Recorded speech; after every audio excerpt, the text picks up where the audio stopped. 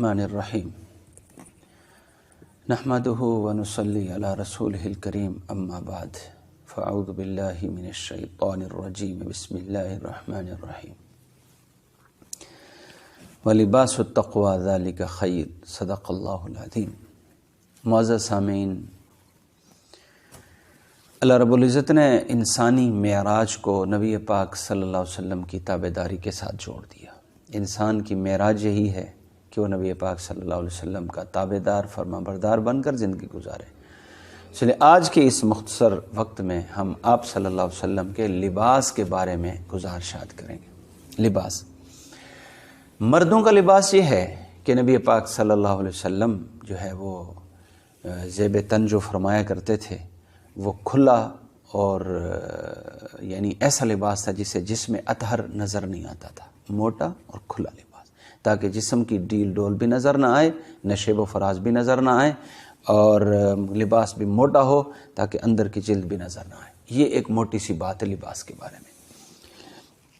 لباس کے رنگ جو ہیں، نبی پاک صلی اللہ علیہ وسلم نے مردوں کے لیے سرخ رنگ اور کالے رنگ کو ناپسند فرمایا ہے، باقی ہر قسم کا لباس آپ علیہ الصلوۃ والسلام نے اس کی اجازت دی ہے۔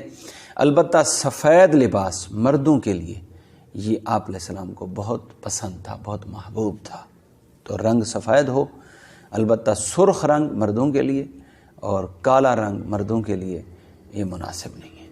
البتہ جو چادر ہے اگر وہ کالے رنگ کی ہو جائے تو اس میں گنجائش ہے، کوئی ایسی بات نہیں ہے۔ تو اسی طریقے سے لباس یہ ہو، اور مردوں کا لباس اور ان کا سطر جو ہے وہ ناف سے لے کر گھٹنے تک یہ مردوں کا سطر ہے، یہ چھپا ہوا ہونا فرض ہے۔ باقی لباس، البتہ آپ علیہ السلام کا جو کرتا تھا احادیث مبارک میں آتا ہے نصف ساق، آدھی پنڈلی تک، یہاں تک یہ کرتا یہاں تک آتا تھا۔ اور آپ علیہ الصلوۃ والسلام کا جو آپ علیہ السلام تہبند استعمال فرماتے تھے وہ گٹوں سے اوپر ہوتا تھا، ٹخنوں سے اوپر ہوتا تھا، گٹے اس کو کہتے ہیں، ٹخنے کہتے ہیں، سے اوپر ہوتا تھا۔ تو اب بھی یہی ہے کہ مرد کے لیے ٹخنے ننگے ہونا ہر وقت ضروری ہے، نماز کے اوقات میں بھی ضروری ہے، اور اگر یہاں تک ہو جائے شلوار یا تہبند یہاں تک تو سبحان اللہ، نہیں تو کم از کم ٹخنوں کا ظاہر ہونا مرد کے لیے ضروری ہے۔ اور عورتوں کے لیے لباس، ہر قسم کا رنگ عورت استعمال کر سکتی ہے، ریشم کا کپڑا بھی عورت لباس بنا سکتی ہے، البتہ مرد کے لیے ریشم کا لباس بھی منع ہے۔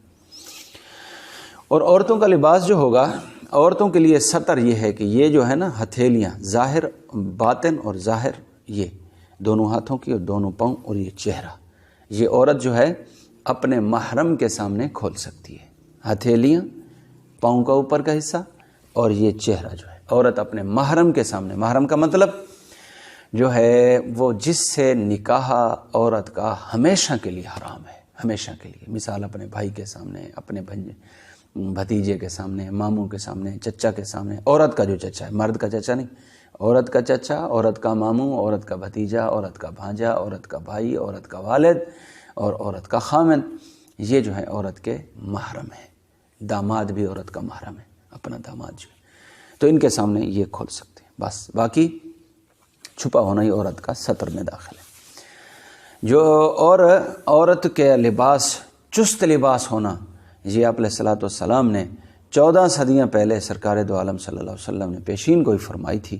پیغمبر کی پیشین گوئی چونکہ اللہ کے علم کے وجہ سے ہوتی ہے تو وہ صدیوں بعد بھی سچی ہو نکلتی ہے۔ آپ نے فرمایا رب کاسیۃ عاریۃ، کتنی عورتیں ایسی ہوں گی جو لباس بھی پہنے ہوئے ہوں گی اور ننگی بھی ہوں گی۔ تو اس کا مطلب علماء نے لکھا لباس بھی ہو، ننگا بھی ہو، کیا مطلب ہے؟ مطلب یہ ہے کہ وہ لباس اتنا چست ہوگا، اتنا تنگ ہوگا کہ جس سے جسم کے حصے اور اعضاء اور نشے و فراز نظر آتے ہوں گے۔ یہ لباس نہیں ہے بلکہ ننگیج ہی میں شامل ہے۔ اس طریقے سے یہ لباس عورت کا اتنا باریک ہوگا کہ جسم کی رنگت نظر آوے، تو یہ بھی ننگا ہے۔ بظاہر تو کپڑے پہننے والی عورتیں ہیں لیکن حقیقت میں ننگی ہیں، تو عورت کو ایسا لباس نہیں پہننا چاہیے۔ اپنے بچیوں کی ابھی سے ہم عادت بنائیں، ہم غیروں والا لباس نہ اپنی بچیوں کو پہنائیں کہ چھوٹی بچی ہوتی ہے اس کا یہاں تک لباس، یہاں تک لباس، اور اس طرح جو ہے کچھا سا بنا ہوتا ہے، نہیں، مناسب نہیں ہے۔ ابھی سے ہم بچیوں کی عادت بنائیں گے تو بڑی ہو کر کے بھی وہ نبی پاک صلی اللہ علیہ وسلم کے بتائے ہوئے لباس کے مطابق ان کو جو ہے وہ پہنیں گی۔ اس طریقے سے عورت کی جو ہے نا یہ شلوار جو ہے شلوار وہ بھی ادھر گھٹنوں تک ہوگی، گٹے ہوئے اس کے چھپے ہوئے ہوں گے اور تنگ ہوگی۔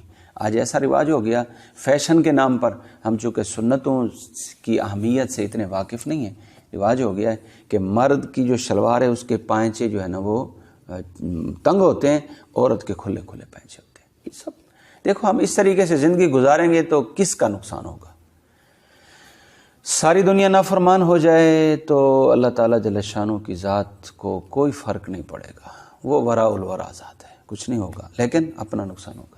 ساری کائنات وہ جو ہے اچھے کردار والی ہو جائے، نیک بن جائے، تو پھر اللہ پاک کی خدائی میں اضافہ نہیں ہوتا۔ خدا خدا ہے، اللہ اللہ ہے، دنیا نافرمانی کرے بھی اللہ اللہ ہے، دنیا فرما برداری میں آ جائے بھی اللہ اللہ ہے، لیکن فرما برداری والے دنیا آخرت میں کامیاب ہوں گے، اور نافرمانی کرنے والے قوم سمود اور عاد اور قوم فرعون اور اصحاب سبت اور اصحاب ایکا وہ زندگی گزار کے گئے ہیں، ناکام ہو کر چلے گئے۔ اس لیے ہم اس طریقے سے زندگی گزار، ہر بندہ خلوت میں سوچے یا اللہ میں کس طرف جا رہا ہوں، میری معافی، میری معذرت، میری توبہ، میری توبہ۔ ہر بندہ مسلمان مرد عورت سوچے کہ میرا لباس کیسا ہے، میرے بال کیسے ہیں، میرا دوپٹہ کیسا ہے۔ یہ دوپٹہ جب ہم نماز پڑھے ہماری مستورات، تو دوپٹہ جو ہے نا وہ بھی ایسا نہ ہو کہ بال کی رنگت نظر آئے، باریک دوپٹہ نہیں ہونا چاہیے، دوپٹہ بھی مناسب ہو، اور اس طریقے سے کپڑے بھی مناسب ہوں۔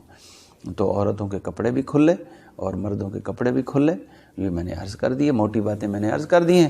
باقی کوئی بات اگر رہتی ہو تو ہمارا واٹس ایپ نمبر بھی ہے اور بھی رابطہ ہو سکتا ہے تو ہے، اور اس طریقے سے اپنے قریبی مفتیان کرام جو کتابوں کے ساتھ منسلک ہوں ان سے بھی مزید معلومات لی جا سکتی ہیں۔ وآخر دعوانا ان الحمد للہ رب العالمین۔